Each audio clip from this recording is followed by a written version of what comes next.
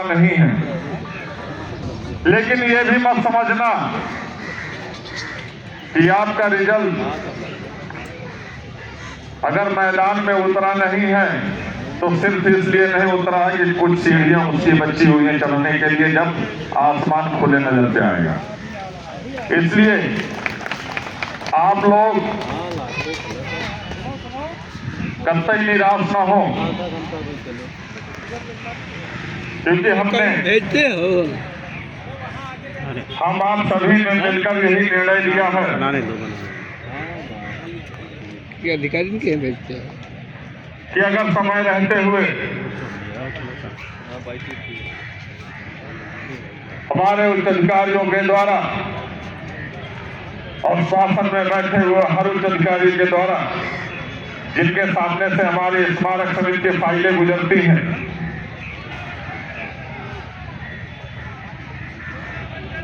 यदि समय रहते हुए हमारे शासनादेश निर्गत नहीं होते हैं तो उन स्थितियों में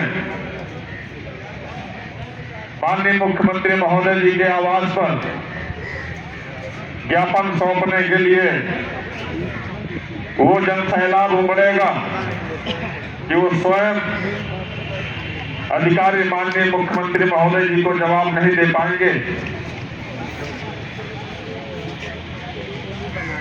कि आखिरकार ये हो क्यों रहा है। जब हमने इनको बजट दे दिया स्मारक समिति के कर्मचारियों को, तो कौन सा उच्च अधिकारी है जिन्होंने हमारे आदेश की अवहेलना की है, हमारी छवि को धूमिल करने का प्रयास किया है? उन अधिकारियों की सामत नहीं रहेगी, उनको दंडित जरूर किया जाएगा।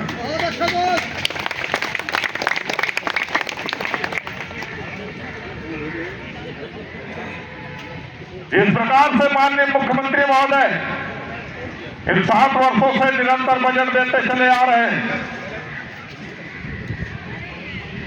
लेकिन मैं पूछना चाहता हूं माननीय मुख्यमंत्री महोदय जी से कि आपके द्वारा जब बजट दिया जा रहा है और प्रतिवर्ष वापस किया जा रहा है, तो उन उच्च अधिकारियों को बुला करके पूछा क्यों नहीं गया कि ये कर्मचारी हित में बजट दिया गया था, वेतन बंद में बजट दिया गया था, ये वापस क्यों आया?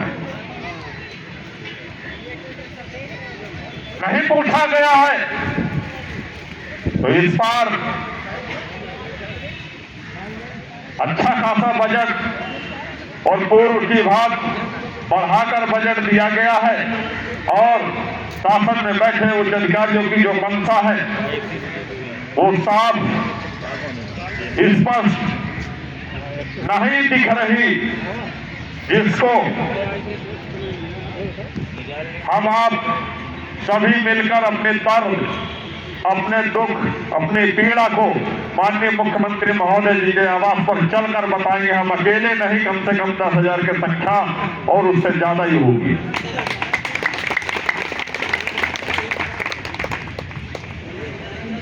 आवश्यकता पड़ी गई तो तमाम छोटे बड़े संगठन, महासंघों का जो समर्थन प्राप्त हुआ है, उनका भी सहयोग लेते हुए हम उनके अंतर्गत आने वाले चतुर्श्रेणी कर्मचारियों का सहयोग लेंगे और माननीय मुख्यमंत्री महोदय जी के आवास जाएंगे।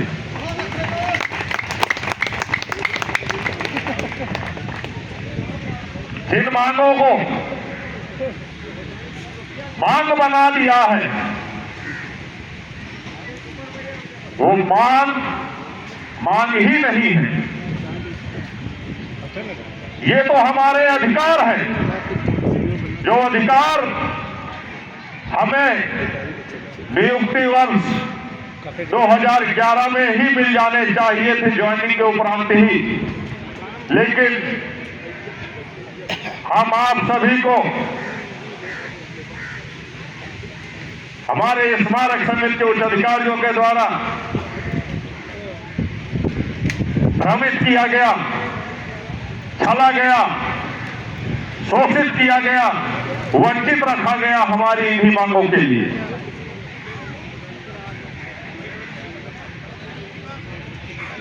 लेकिन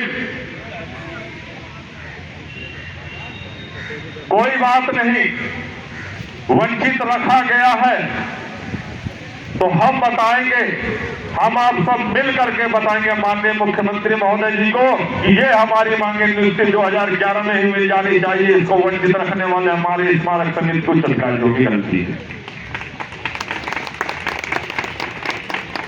पदेन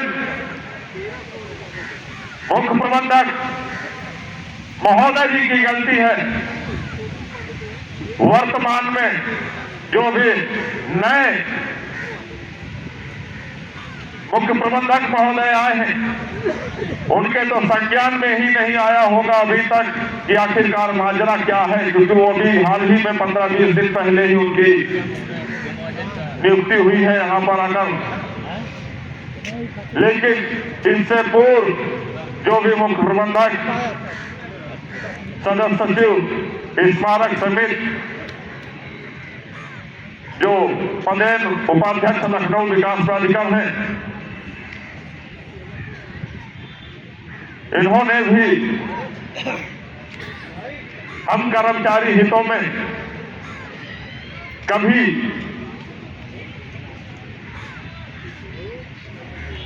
ऐसी पत्रावालियों को पैरवी नहीं की गई कि हम कर्मचारी साथियों के भविष्य में प्रकाश डालने का काम किया हो। अगर किया है तो सिर्फ हमारे स्मारक समिति के उच्च अधिकारियों के द्वारा जैसा बरगला दिया जाता है वही हकीकत मान करके वो अपने ऊपर उतार लेते हैं और कर्मचारियों पर गाज गिरा देते हैं। लेकिन ऐसा अब नहीं होगा। अब उसकी भी व्यवस्थाएं की जाएंगी। न कर्मचारियों पर शोषण होगा और न कर्मचारियों पर गाज गिरेगी। अगर अब गाज गिरेगी तो हमारे उच्च अधिकारियों के ऊपर गाज गिरेगी, जिन्होंने अब 13 वर्षों से गाज गिराते चले आ रहे हैं।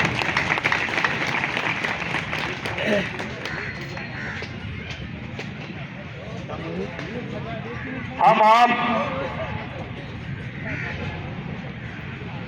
उसी धैर्य और निष्ठा के साथ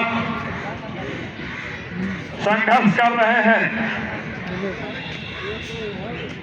यह पूर्णतः सत्य है कि हम आप सभी अनुशासन के दायरे में रहते हुए संवैधानिक तरीके से हम आज 81 दिनों से संघर्ष कर रहे हैं। तो इसका मतलब ये नहीं है कि हमने बोल दिया कि माननीय मुख्यमंत्री महोदय जी के आवास जाएंगे तो फरवरी की डेट निकल गई है, तो हमने पूरा समय भी दिया है, लेकिन मार्च नहीं जाएगा, ये हमारा वादा है। हम मार्च नहीं जाने देंगे। अधिसूचना जारी होने से पहले हम माननीय मुख्यमंत्री महोदय जी के आवास जाएंगे।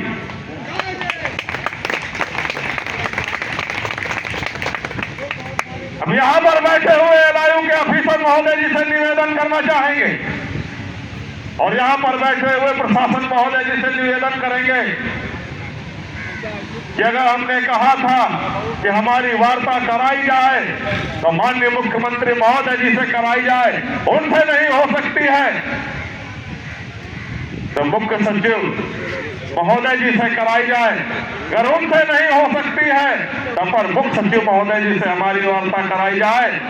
लेकिन अभी तक हम आप सभी को बरगलाने का काम किया गया है।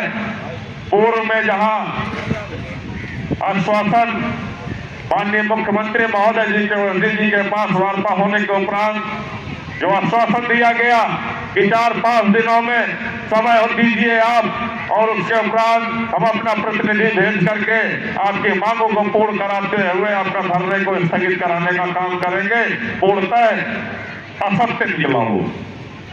प्रथम वार्ता भी ऐसी असत्य निकली और द्वितीय वार्ता भी असत्य निकली। तृतीय भी निकली और चौथी भी निकली, लेकिन जो हमने घोषणा की है वो असत्य नहीं, बिल्कुल सत्य निकलेगी। इसको चेत जाए तो ज्यादा बेहतर होगा।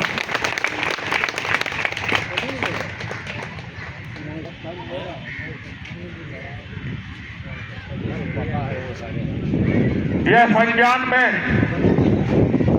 भी ले लें कि यहाँ स्मारक के कुछ चंद साथी, चंद कर्मचारी धरना स्थल पर अगर उपस्थित दिखाई देते हैं तो यह आंकड़ा लगाना बंद कर दीजिए कि यहाँ पर कम कर्मचारी है, खाली बोलेंगे कुछ करेंगे नहीं। तो मैं पुनः याद दिलाना चाहता हूँ कि माननीय मुख्यमंत्री महोदय जी के आवास से चारों ओर हमारा स्मारक समिति के कर्मचारी 5000 तैनात है और एक पैसे सर्कुलेट होने पर 1 से 1.5 घंटे के अंदर माननीय मुख्यमंत्री महोदय जी के आवास पहुंच जाएगा।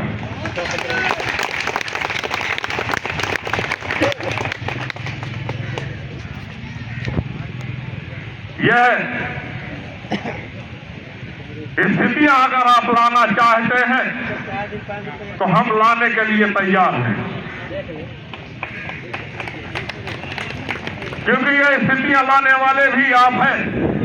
हम तो 81 दिनों से यहाँ पर याचना कर रहे हैं, निवेदन कर रहे हैं,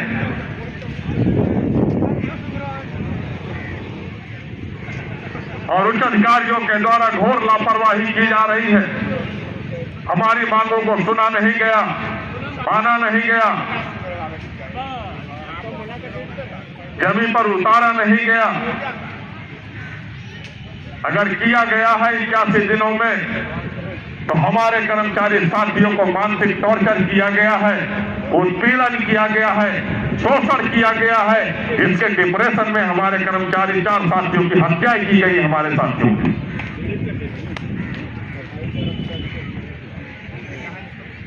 अगर कुछ किया गया है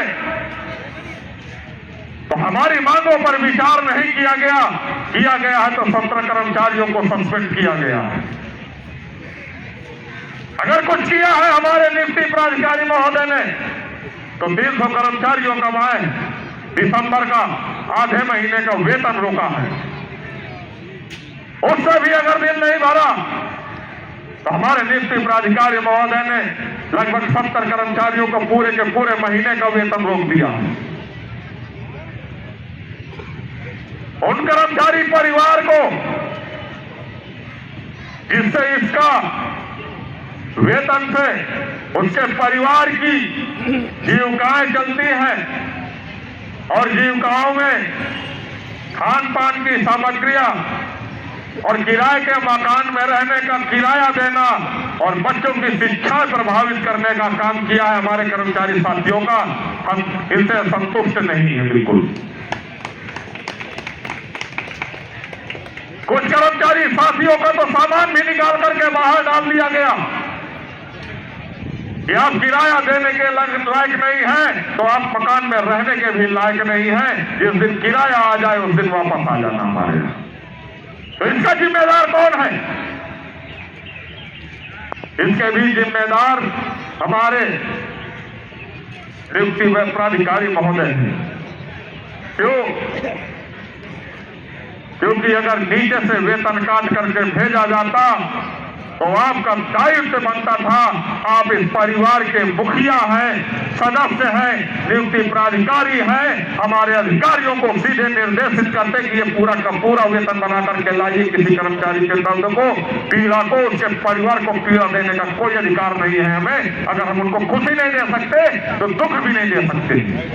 उनको सोचना चाहिए था, विचार करना चाहिए था, लेकिन उन्होंने विचार नहीं किया। इसे हम क्या समझेंगे कि जो हमारे अधिकारियों ने बरगलाया उन्होंने सुना और उसको उतारा अपने पर, चला दिया कलम। कहां गई वो कलम की स्याही?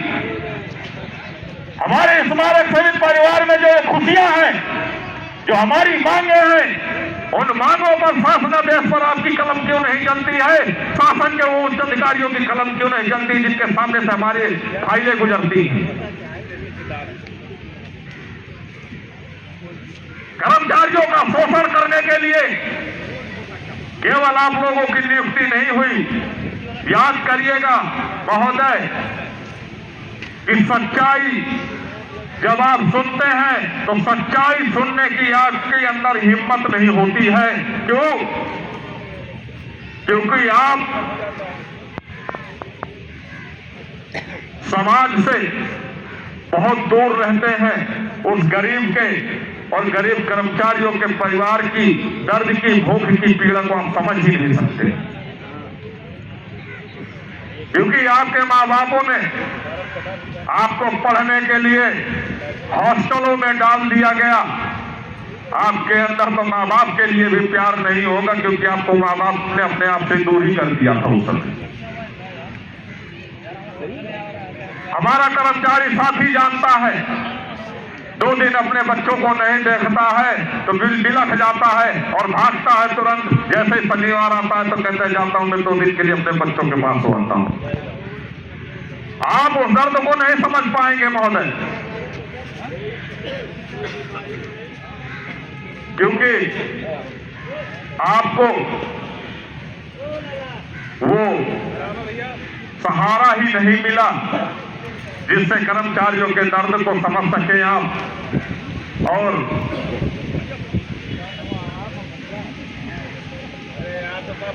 हमारे कर्मचारी साथियों में खुशी देने का काम करें,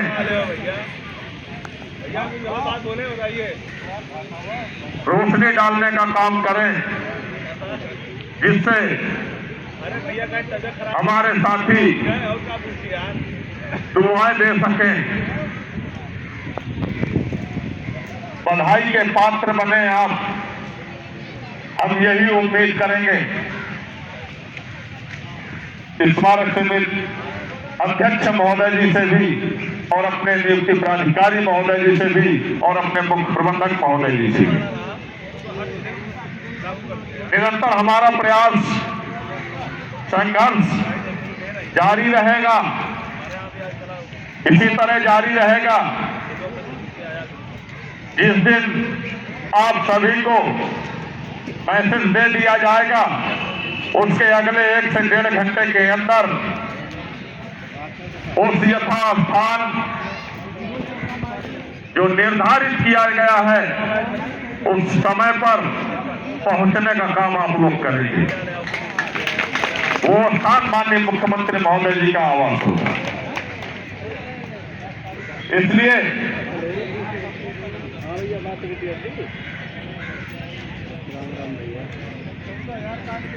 हम बात ठीक चल ठीक है।